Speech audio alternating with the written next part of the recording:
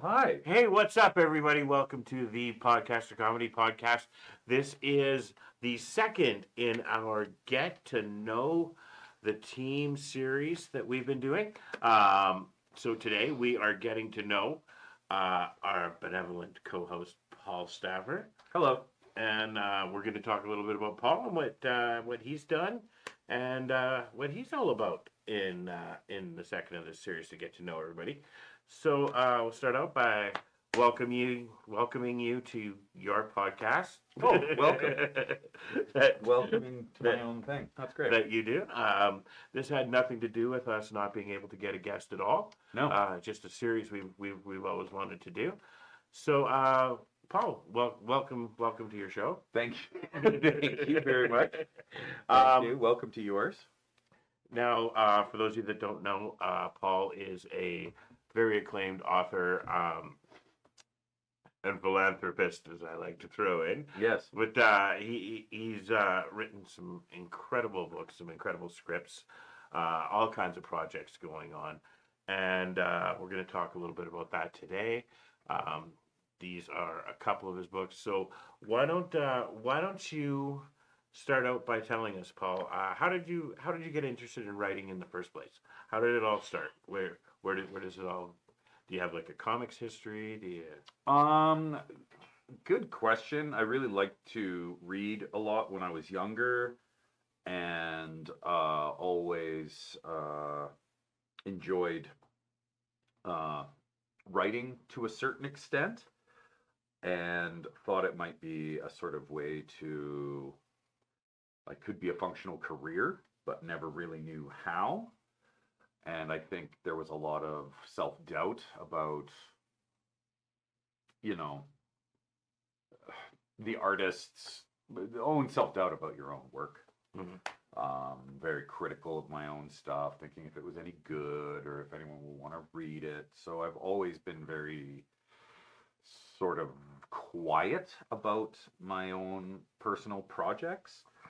And Now, yeah, by the same token, isn't that same kind of self-doubt and that analysis the kind of thing that actually can propel you to definitely perfection like that? It seems like that's something you need, 100%, rather than saying, "Oh, it's good enough." Or, definitely. That seems like that's where success lies. Yeah, definitely. It was, and another reason why I've like these two pieces right here were written with a partner,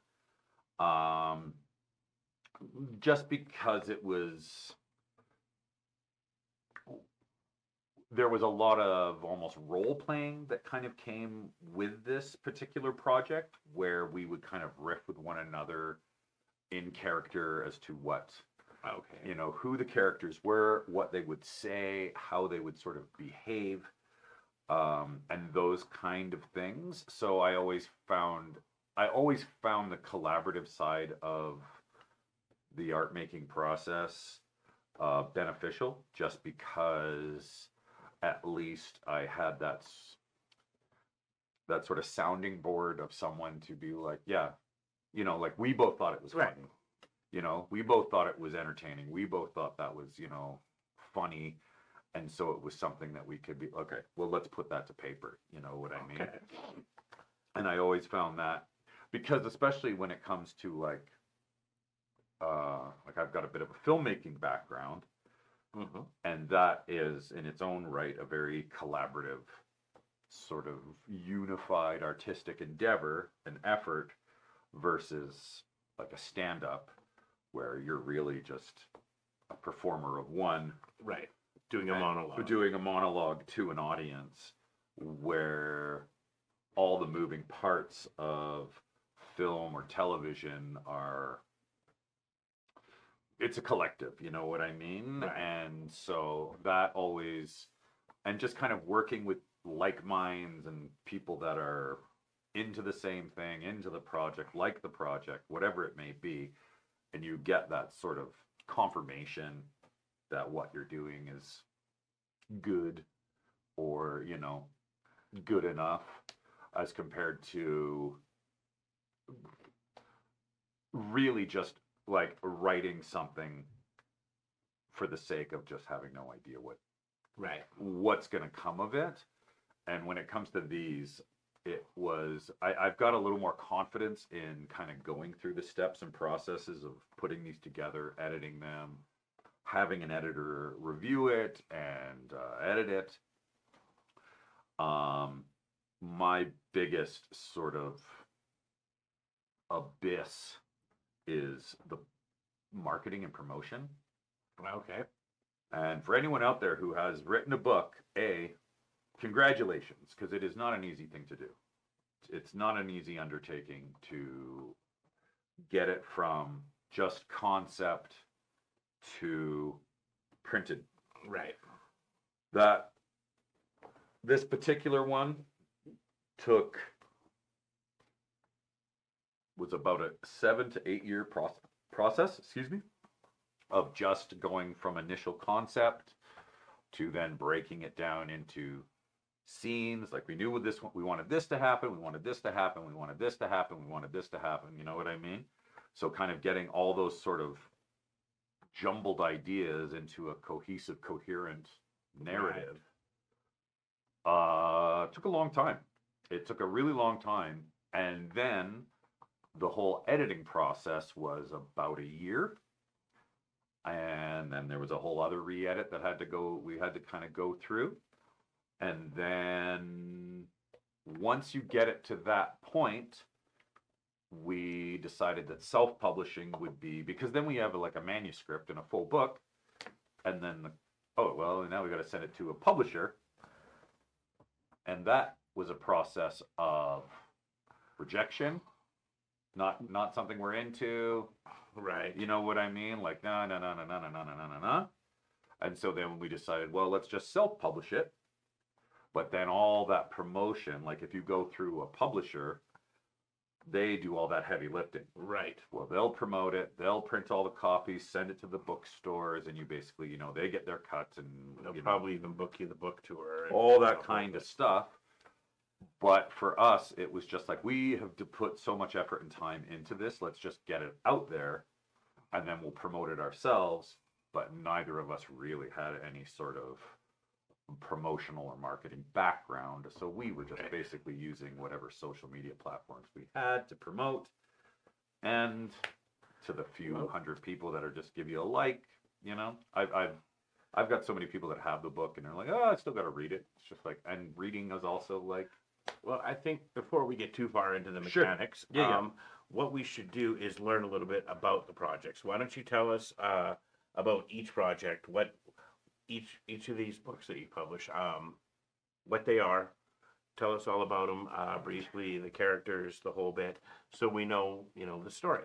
well, basically, this first one, entitled The Shadows of the Aeons, or Shadows of the Aeons, is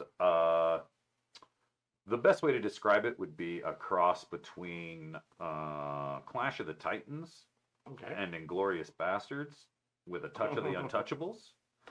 So that's an interesting combination. Yeah, so it's this sort of a fantasy sci-fi historical mythological kind of mashup where effectively a narrator character who's similar to like the Watchers in Marvel. Do you want to get Zeus? Yeah. Do you really want to get Zeus? Exactly. Then what are you prepared to do? That's right.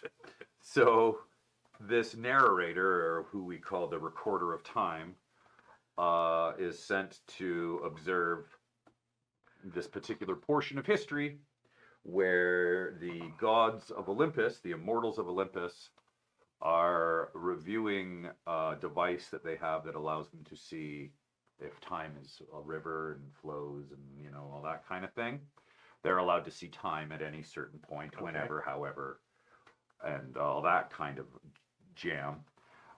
And then they see that a certain part of history is not going the way it initially had been documented. Okay. And so then, as immortals, they are never allowed to directly intervene, but they realize that this has gone asunder. And so then they basically call upon their champion, Lord Hercules, to go down to the earth and kind of figure out what's going on and set time right.